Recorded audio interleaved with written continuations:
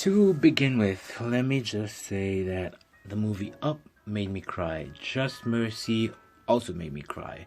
And being a guy, man, crying isn't like part of our to-do list. But I love the way the world is changing and men are being accepted for crying. There it is. That's a big secret. Otherwise, guys, welcome back to this channel. I know I haven't been creating content as much as I should have, but I faced a creative block the past 2 weeks. But hey, this is not for me to be opening up and ranting.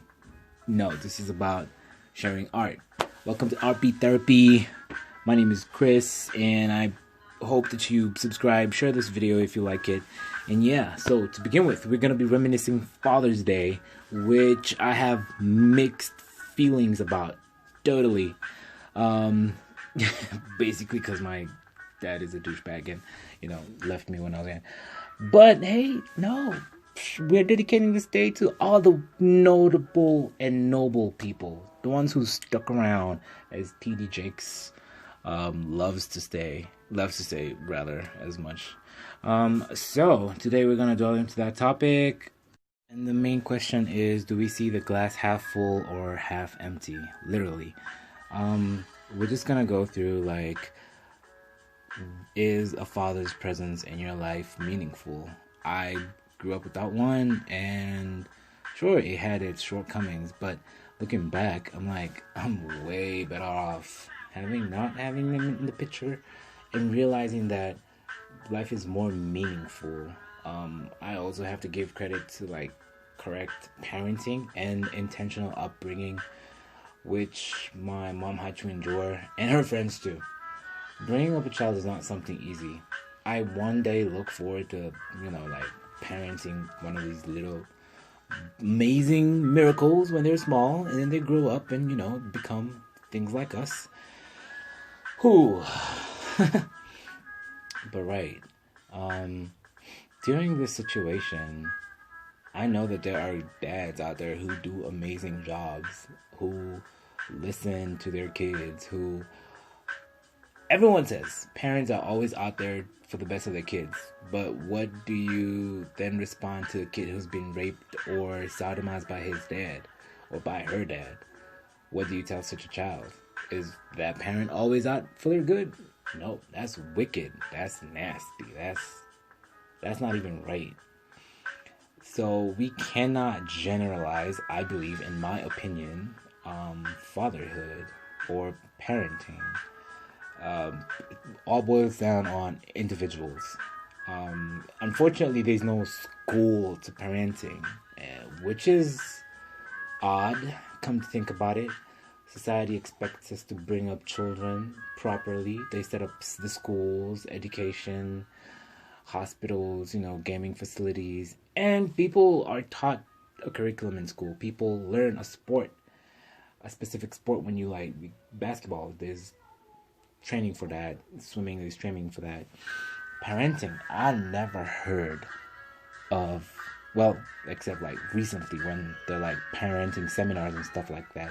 What do they think? Are we supposed to just know how to parent kids when we become of age and stuff like that?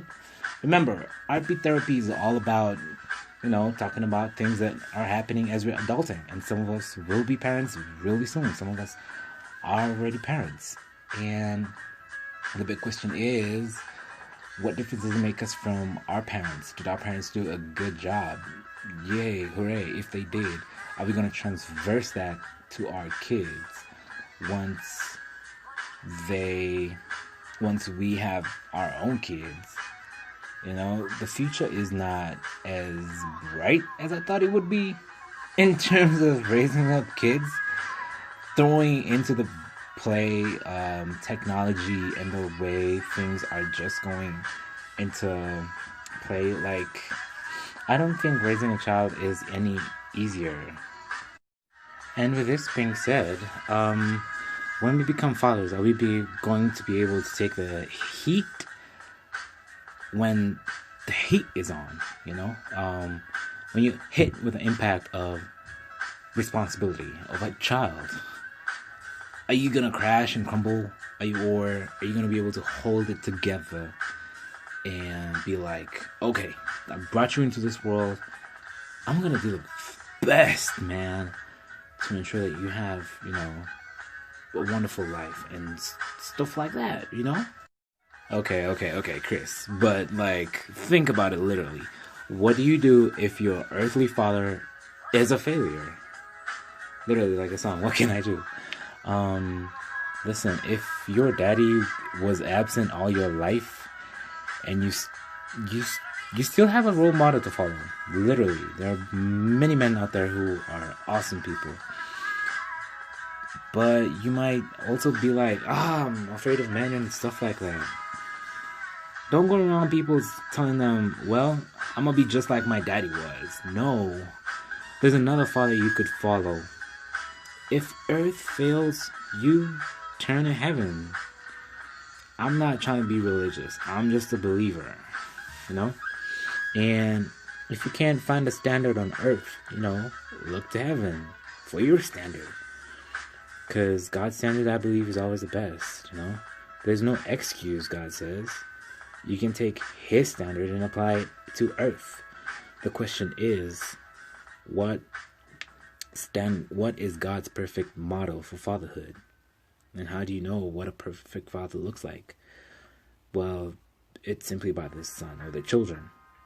If you study what a child says, thinks, and does, then you basically know how the parent is. Simply because the children project their fathers, especially more so sons of their fathers. And mothers to their daughters. So basically, guess we just gotta be more like God. Hey, this is part 1 of the Fatherhood series. I'm just gonna make 2 of them. And I like to hear stories. Have you been abandoned by your dad or by your mom? Do you have a father who's present but is not there emotionally or mentally? Or do you just have one of those amazing dads? Perhaps you're giving them undeserved love and you should do more, maybe. But let's take time to appreciate our parents and work through forgiveness if we have any bitterness to them.